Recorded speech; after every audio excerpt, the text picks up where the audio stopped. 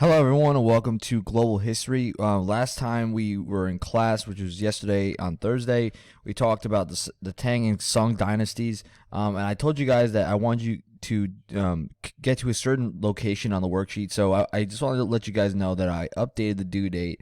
So instead of it being by tonight, I need you guys to finish it by Sunday night. So at least by Monday, when we start up again, it's going to be covering the second and third sections of the PowerPoint, and we're just going to finish the first section today. All right. So alongside, as we go through the PowerPoint, you should understand that the worksheet is going to cover both the dynasties anyway. So I just want to make sure you know that. Okay. So last time we were here, we briefly talked about the Sui dynasty, right?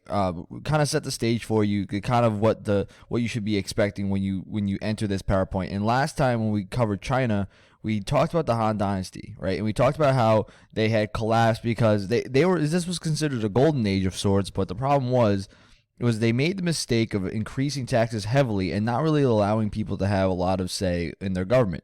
You can't tax them heavily and expect them to be happy with it unless they agree to these things. So unfortunately for them, they had kind of decayed over time. Now, for the next 350 years, there was kind of a separation between who was leader. They didn't really have a specific dynasty that was in control. There was kind of like a warring states period, if you want to call it that. And then in 589, we talked about the emperor named Wendy had taken over and created the Sui dynasty. Now, that's what we kind of touched on last time. The Sui dynasty, it lasted for a short period of time, but they did accomplish some great things, creating the Great Canal, and even adding more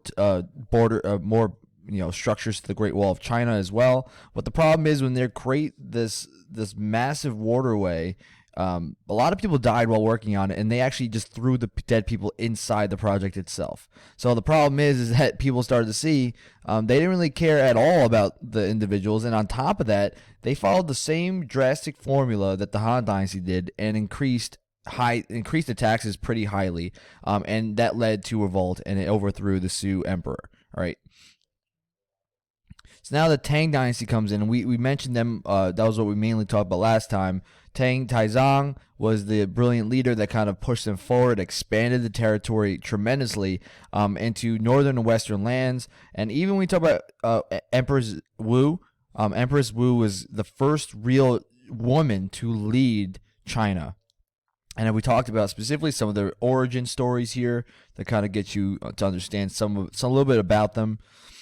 Now, the important thing you need to understand about the Tang Dynasty was that they revitalized the civil service exam system within China. Now, Han Dynasty was the ones that created it, but they had revitalized it. They had actually expanded it even more. Instead of it being just only the rich have the chance, it's now everyone had the chance. Any male that wanted to take this exam could do it. Now, the problem is that if you're rich, you clearly had an advantage. Think of it almost like the SAT. If you have the ability to afford SAT prep classes, then you're going to have an advantage over somebody else that cannot afford that. So that's kind of the idea that you should think of. Now, anyone could pass. It's very difficult, so it means that you really need to know your stuff in order to pass. But if you did pass, you were considered a scholar official. Now, the scholar officials actually had more power than just being a noble itself. So technically, if you were a poor Chinese individual and you had passed the civil service exam and you had a government job, you had more influential power than a nobleman did in China. All right, and that's what's really important to understand.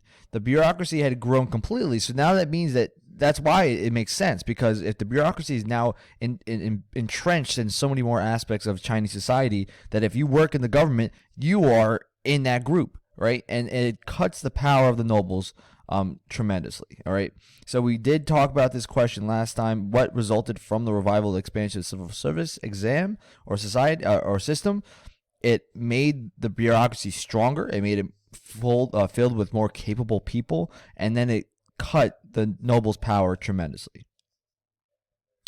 Now, the Tang follows the same problems that the Han and the Sui do, right? They have a great government, right? The bureaucracy works perfectly, but the problem is with expanding the government and now having to pay for more individuals, they impose taxes in order to pay for all these different things. Now they're trying to do new building programs. They have these new military conquests that I talked about before, where they expanded. They need to pay for all these different things. So by having high taxes, it makes the people more upset. Now, even with increasing the taxes, they do lose some major battles to the Muslim armies and to other Central Asian armies as well, and it makes the morale of the people fall down completely to the point where the empire just collapses. There's an open rebellion, and the Tang Emperor is now overthrown.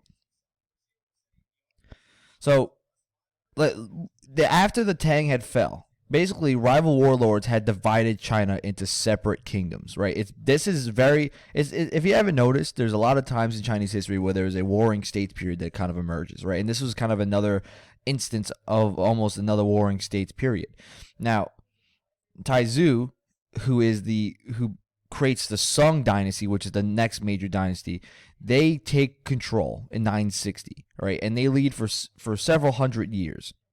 And under the Song Dynasty, China had remained stable and prosperous. Now, the problem is that they may not have had the same size of empire that the Tang or Han had, but they were able to consolidate the power they did have and basically control it completely. So there was no mistaking of who was in power here, right? They were able to recapture some of the lost lands, but they were not going to expand it as much as the Tang did, because the reality is the reason why the Tang had suffered was actually because they couldn't control the lands that they had spread out westward. Remember, if you looked at that map that was on the worksheet, it showed that the land was so awkwardly controlled that it felt like there's no way that this is actually a real territory, because it was like a one path they controlled, and then there was a larger landmass on top of that. There's no way that they can send troops all the way out there from central China to control that area. So what happens is they actually even expand trade as well. All right, and this also creates a lot of prosperity for the people itself. Now, in 1100s, the Jurian people from Manchuria, which kind of makes perfect sense here, they set up their own empire, called the Jin Empire. Now, the Jurian forced the Song to retreat south of the Huanghe River, but then it was basically a conflict that emerged between these two dynasties. Okay, and this was going on still within the time frame that the Song had ruled. All right, so that's why the Jin Empire and the Song were battling it out. All right. In 1127, the Song were forced south and to build a new capital in Hanzhou. All right, now Hanzhou. So that's what we call the Southern Song. So let me just make sure we're clear here. So the Song Dynasty, right, had controlled a good portion of the land. They had gained back some of the land from the Tang and Han dynasties. But when they faced against the Jurian people from Manchuria, right, it was also known as the Jin Empire. They were forced to go south or flee south, right? And that's why they're called the Southern Song Empire, because they had to flee south and create a new capital in the southern portion of their land that they once had, okay? And they lasted from 1127 to 1279, which is the remainder of their dynasty, all right? They saw a rapid growth from this time period, and this is what we consider really a major economic boom for Chinese history. So when you look at the era of the Tang and Song together, and this is really what the worksheet's going to cover, all right? We look at how much they were able to accomplish in this time. Now, growth. The population doubles during both of these dynasties to 100 million people. Now, we already know China's just only going to grow from here, but the fact is that when the population doubles is just incredible for this time period. And China becomes the most prosperous country in the world. Now, you look at science and technology. The worksheet's going to cover a lot of major things that we'll talk about later on, but we'll just name a few. Chinese invent invent gunpowder. Now, gunpowder is going to have a kind of a ripple effect of the world, where basically since the Chinese use it for bombs, it starts to get once they trade it to Europe, they start to create guns out of it, right? And then the guns then start being traded all over the world, and there we go. And that's how it kind of creates a kind of ripple effect of how warfare changes completely. But they also create porcelain, they create the mechanical clock, and they even invent paper money. All right, but I do specifically mention with gunpowder because of how important gunpowder is in the grand scheme of history. But one of the big things that people really look at the Tang and Song dynasties really for is called movable type. because the way movable type is, it makes printing easier, right? So basically the way that it works is that it has specific characters that where you could align them in a certain way, instead of it being almost like you have to personally create the entire everything that you want to write. You would have to carve into the specific type, and then you would have to print it on one paper. Instead, now they have each character has their own block that you can use. So instead of it being it's all only personalized for one piece of paper or one message for each time, you have those individual blocks for the different characters. So it allows you to kind of create more different works of either messages or even laws or anything of that sort, or even poetry and all these other things a lot quicker than ever before, because now it's more of a kind of a standardized single block system. They had even advanced in mathematics, creating the use of negative numbers.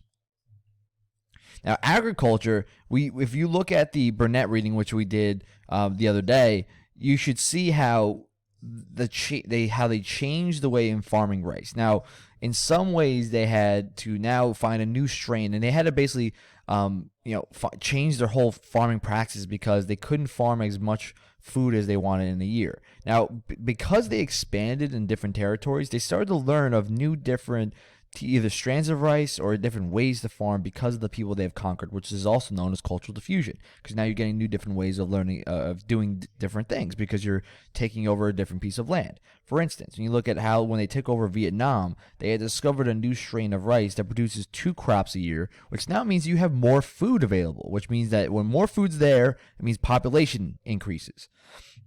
Now, this allowed people to kind of, the cities now become booming centers of trade because of how many people were there. Now, obviously, we know when the population doesn't stop growing, it does lead to a problem within China, and you guys will probably get more into that in global too.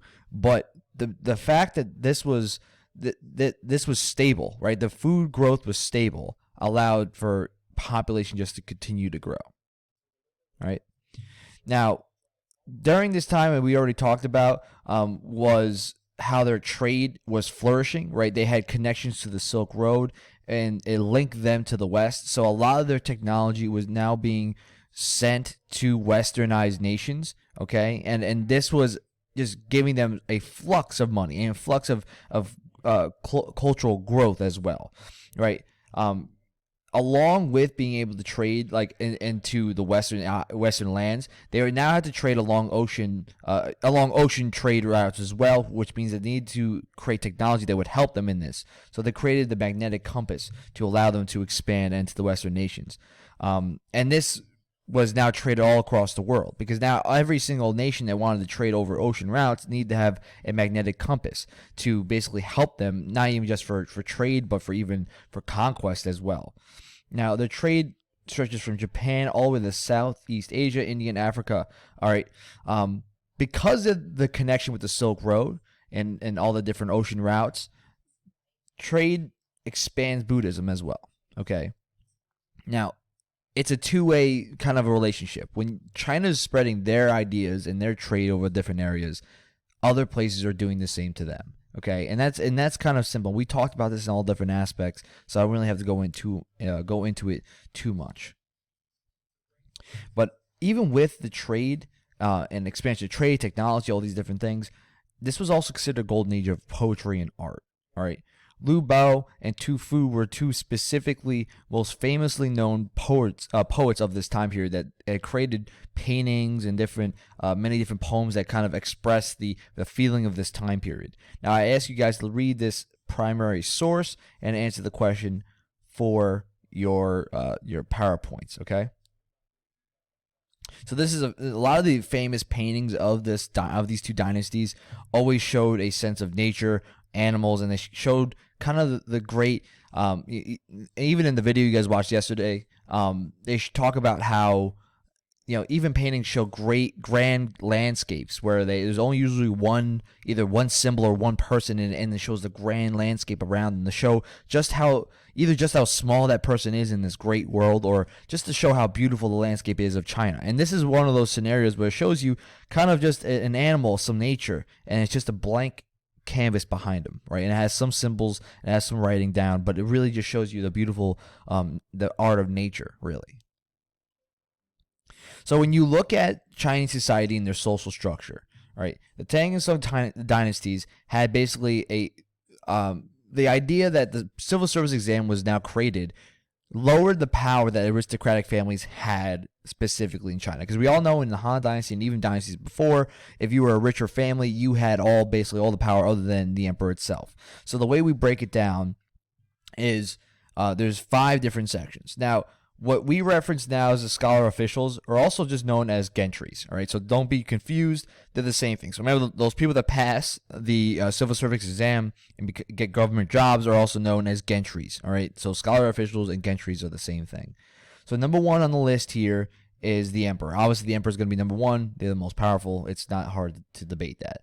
Number 2 would be the gentries, right? They had a civil service exam. They had high education. They were now holding majority of the power within, society.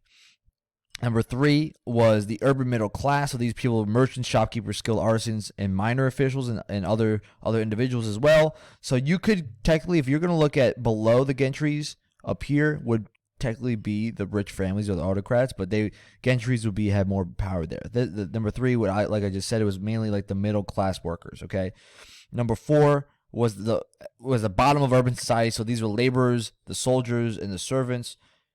Okay, and number 5 was the peasants. All right, and any sort of slaves were also on the bottom of this as well. Now, there's getting to some of the weirder traditions of the Chinese, of the classical Chinese era. The status of women was always low in China, right? There was never really a time where women in general had a lot more power than men did, right? And that's why it's crazy when you look at Empress Wu, is because she was able to gain so much respect in China that they basically let her be the ruler there. That's why it's such a crazy story of her rise to power. But men basically had all the power, and during the Tang and Song dynasties, the periods, they had fallen even lower.